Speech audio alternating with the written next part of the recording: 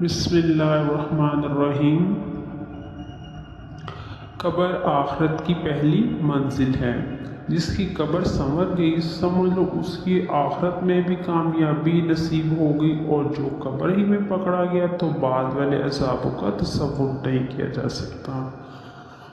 لطف کی بات یہ ہے کہ دنیا میں اللہ، رسول اللہ اور اسلام پر دل و جان سے خوش رہنے والا ہر قسم کے عذاب قبر سے محفوظ رکھا جائے گا۔ اس کی وجہ یہ ہے کہ قبر میں بھی وہی سرخرو ہوگا جو 3 سوالوں کے جواب میں پاس ہوگا، اور وہ یہ 3 سوال یہی ہوں گے: کیا تم ان تینوں نعمتوں پر خوش تھا؟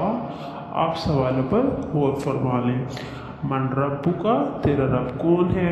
دنیا میں اللہ تعالیٰ کو رب مان کر خوش ہونے والا یہی کہے گا: ربی اللہ، میرا رب اللہ ہے۔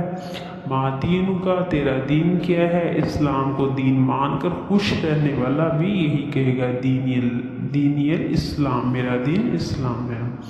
اور اسی طرح تیسرا سوال حضرت محمد صلی اللہ علیہ وسلم کے بارے میں ہوگا کہ ان کے بارے میں تیرا کیا خیال ہے؟ تو جواب میں وہ کہے گا: ہوا عبداللہ و رسولہ، وہ اللہ کے بندے اور اس کے رسول ہیں۔ معلوم ہوا کہ رضیت باللہ ربا و اسلام دینا و بمحمد النبی صلی اللہ علیہ وسلم کا ورد کرنے والا اور اس کے مطابق عملی زندگی بسر کرنے والا قبر میں شرمندہ ہوگا اور نہ ہی لاجواب ہوگا، اور جب وہ صحیح جواب دے گا تو اس کے لیے اعلان کیا جائے گا کہ اس شخص کو ابھی سے جنت کی مہمانی کی جھلک کرا دو۔